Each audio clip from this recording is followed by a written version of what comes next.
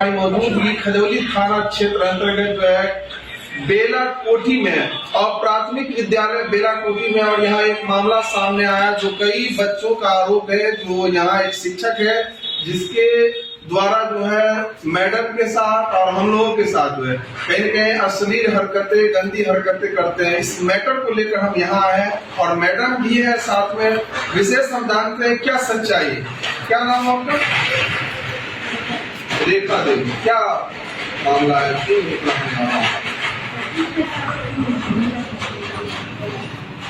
बिल्कुल गलत है ये जो बच्चे, छोटी छोटी बच्ची बता रही है जो सर हमारे साथ की गलत हरकत कर रहे हैं। क्या ये